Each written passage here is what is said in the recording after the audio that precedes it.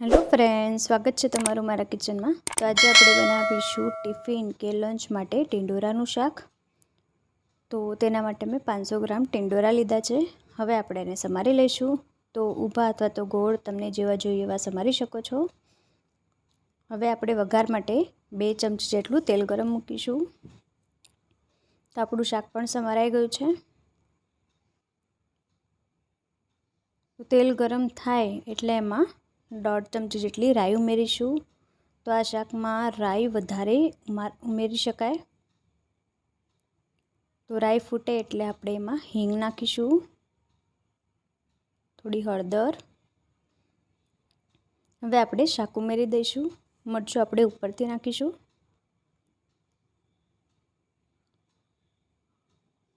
હવે આપણે થોડું તીખું લાલ મરચું, થોડું કાશ્મીરી લાલ મરચું અને સ્વાદ પ્રમાણે મીઠું નાખીને બરાબર મિક્સ કરી દઈશું। તો આ શાકમાં કોઈ જ ગરમ મસાલા નથી ઉમેરવાના। કોઈ જ મસાલા વગર સિમ્પલ સરળ બને તેવું શાક બનાવવાના છીએ આપણે। હવે આપણે એને ઢાંકીને 5 મિનિટ થવા દઈશું। 5 મિનિટ થઈ ગઈ છે અને ટીંડોરા થોડા સોફ્ટ થઈ ગયા છે। હવે આપણે બરાબર મિક્સ કરી લઈશું એને। તો હજી 2 મિનિટ જેવું થવા દઈશું। તો 2 મિનિટ થઈ ગઈ છે। હવે આપણે શાક ચેક કરી લઈએ। તો આપણું જે શાક છે બરાબર બની ગયું છે।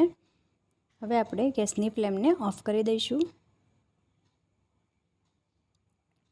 તો તૈયાર છે આપણું સિમ્પલ સરળ બને તેવું ટિફિન કે લંચમાં બનાવી શકાય તેવું ટીંડોરાનું કોરું શાક।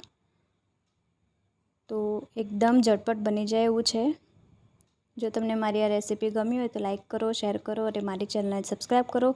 આવા જ નવા વિડીયો માટે સપોર્ટ કરો। Thank you for watching.